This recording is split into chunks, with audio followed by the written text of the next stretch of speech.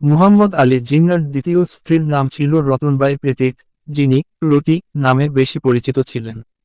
তিনি বোম্বের, বর্তমান মুম্বাই, এক ধনী পার্সি পরিবারের কন্যা ছিলেন।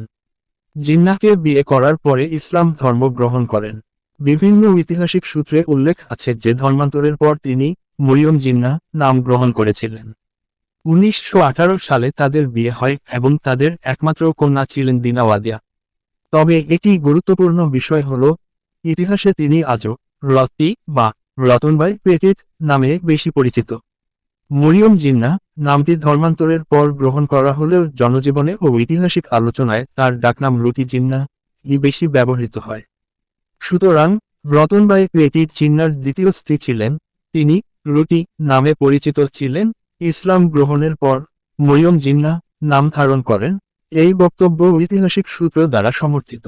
মুহাম্মদ আলী জিন্নাহ এবং রতনবাই এর মধ্যে কোনো আনুষ্ঠানিক বা আইনি বিবাহ বিচ্ছেদ হয়নি। 1927 সালের দিকে তাদের মধ্যে মতবিরোধ ও দূরত্বের কারণে বিচ্ছেদ ঘটে এবং তারা আলাদা থাকতে শুরু করেন, তবে তাদের মধ্যে কখনো আনুষ্ঠানিক তালাক কার্যকর হয়নি। 18 বছর বয়সের রুটি তার চেয়ে 24 বছরের বড় মুহাম্মদ আলী জিন্নাহকে বিয়ে করেন এবং ইসলাম ধর্ম গ্রহণ করে নিজের নাম রাখেন মরিয়ম। বিয়ের কয়েক বছর পর জিন্নাহর রাজনৈতিক ব্যস্ততা ও রুটির অবহেলিত বোধ করার কারণে তাদের সম্পর্কের অবনতি ঘটে এবং 1927 সালে তারা আলাদা হয়ে যান। আলাদা হয়ে যাওয়ার পর রুটি গুরুতর অসুস্থ হয়ে পড়েন এবং মাত্র 29 বছর বয়সে 1929 সালে মৃত্যুবরণ করেন। দিনা ওয়াদিয়া ছিলেন মুহাম্মদ আলী জিন্নাহর একমাত্র কন্যা।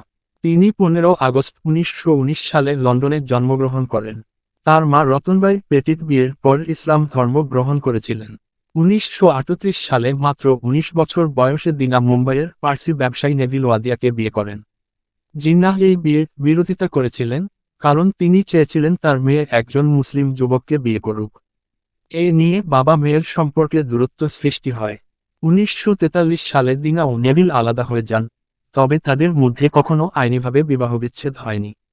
1947 সালের দেশভাগের পর জিন্নাহ পাকিস্তানের চলে গেলেও দিনা ভারতে থেকে যাওয়ার সিদ্ধান্ত নেন এবং মুম্বাইয়ে ভারতীয় নাগরিক হিসেবে জীবনযাপন করেন। দিনা ওয়াদিয়া 2 নভেম্বর 2017 সালে যুক্তরাষ্ট্রের নিউ ইয়র্ক সিটিতে 98 বছর বয়সে মৃত্যুবরণ করেন। তার মরদেহ পরে মুম্বাইয়ে আনা হয় এবং পরিবারের পার্সি ঐতিহ্য অনুযায়ী শেষকৃত্য সম্পন্ন করা হয়। স্বাধীনচেতা মনোভাব, বাবার অমতে বিয়ে করার সাহস এবং দেশভাগের পর ভারতে থেকে যাওয়ার সিদ্ধান্তের কারণে দিনা ওয়াদিয়া ইতিহাসে স্মরণীয়।